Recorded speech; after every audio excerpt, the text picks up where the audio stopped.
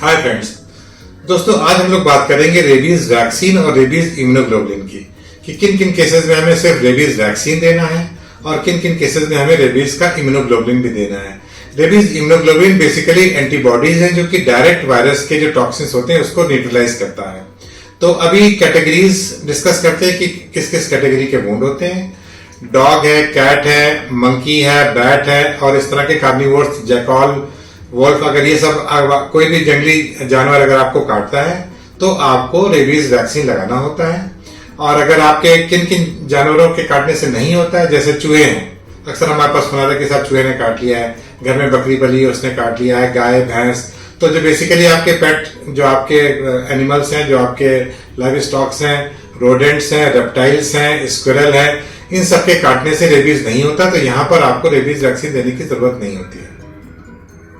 तो आप पहले समझते हैं कि ग्रेड 1, ग्रेड 2 और ग्रेड 3 बाइट्स क्या होते हैं। ग्रेड 1 बाइट वो है कि अगर आपके बॉडी पे अगर जानवर ने, कैट ने या मंकी ने या आपके डॉग ने लिक कर लिया है और आपके स्किन कटी नहीं हुई है, तो ये कैटेगरी 1 वुंड आता है और इसमें कुछ करने की जरूरत नहीं होती, इसमें आपको रेबीज वैक्सीन लगाने की जरूरत नहीं होती है। कैटेगरी 2 वुंड वो है जहां पर आपका स्किन पे स्क्रैचेस आए हैं और उसमें हल्की सी बाइट हुई है बट उसमें ब्लीडिंग नहीं हुई है, मतलब स्किन कटी नहीं है और उसमें ब्लड नहीं हुआ है, तो ये कैटेगरी 2 के बाइट्स हैं। बट इसमें रेबीज का आपको वैक्सीन देना होता है। रेबीज वैक्सीन, इसको पोस्ट एक्सपोजर प्रोफाइलैक्सिस बोलते हैं और 5 डोजेस के रेबीज के वैक्सीन इसमें दिए जाएंगे। अब कैटेगरी 3 वुंड हुआ है जिसमें कि आपके जानवर ने आपको काटा है और स्किन ब्लीच हुई है, स्किन पूरी कट गई है और उसके अंदर से ब्लीडिंग भी आ रही है, तो ये कैटेगरी 3 वुंड है। और कैटेगरी 3 वुंड को सीरियस वुंड माना जाता है और ऐसे केसेस में आपको rabies vaccine plus rabies immunoglobulin दोनों देना है। अब पहले कहा जाता था कि अगर जैसे आपको सीवियर कैटेगरी का हो रहा है, फेस पे हो रहा है या अपर बॉडी के किसी हिस्से में हो रहा है, तो उनको सीवियर वुंड माना जाता था और वहां पर इम्यूनोग्लोबुलिन दिया जाता था। बट अब बिल्कुल क्लियर WHO का रिकमेंडेशन आ गया है कि अगर आपके पैर में, आपके घुटने में जानवर ने काटा है, कुत्ते ने काटा है, बिल्ली ने काटा है और उसमें से आपका ब्लड आया है, तो आपको कैटेगरी 3 वुंड माना जाएगा और उसमें पोस्ट एक्सपोजर प्रोफाइलैक्सिस जिसमें 5 डोजेस रेबीज वैक्सीन की और इम्यूनोग्लोबुलिन दिया जाएगा। तो ये बिल्कुल हम यहाँ पे आपको क्लियर समझा दें। मैंने पहले वीडियो बनाया था उसमें रेबीज इम्यूनोग्लोबुलिन का मैंने जिक्र नहीं किया था, इसीलिए मैं आप लोगों को अवेयर करना चाहता हूँ कि अगर आपके बच्चे को, आपके खुद को, बड़ों को, किसी को भी एक एनिमल्स काटते हैं और उसमें से ब्लीडिंग बाकायदा हो रही है, तो पहला काम तो करना है कि आपको वुंड केयर करनी है, यानी कि 15 मिनट तक आपको उस जख्म को अच्छे से धो लेना है, फिर उसको आयोडीन से क्लीन कर देना है। अगर आपको पिछले 5 सालों में टेटनस वैक्सीन नहीं लगा है तो टेटनस का वैक्सीन लगा लीजिए और रेबीज के वैक्सीन लगने हैं। रेबीज के वैक्सीन का जो डोजेस का शेड्यूल है वो पोस्ट एक्सपोजर प्रोफाइलैक्सिस के 5 डोजेस लगते हैं, 0, 3, 7, 14 एंड 28 डेज। ये बिल्कुल आपको याद होना चाहिए कि 0, 3, 7, 14 एंड 28 डेज पे आपको ये वैक्सीन लगने हैं और विद इन 7 डेज आपको इम्यूनोग्लोबुलिन लगाना है। इम्यूनोग्लोबुलिन जो आता है वो लोकल साइट, जहां पर भी आपको जानवर ने काटा है उसी के आसपास आपको इन्फिल्ट्रेट, आपकी जो डोजेस आपने कैलकुलेट करनी पड़ेगी। जो यहाँ पर 2 तरह के इम्यूनोग्लोबुलिन अवेलेबल हैं, एक ह्यूमन सोर्स का है और एक इक्वाइन सोर्स का है। इक्वाइन सोर्स वाला सस्ता है और जिसकी डोज तकरीबन 40 यूनिट्स पर केजी के हिसाब से बनता है। तो आपने अपने बच्चे के या बड़े के, एडल्ट के वेट के हिसाब से आपने डोज कैलकुलेट किया और जितने भी वुंड आपकी बॉडी में है सबके आसपास वो आपको एनाटॉमिकली उसको इन्फिल्ट्रेट करना है और उसके बाद भी अगर बच जाता तो आप उसको इंट्रामस्कुलर दे सकते हैं।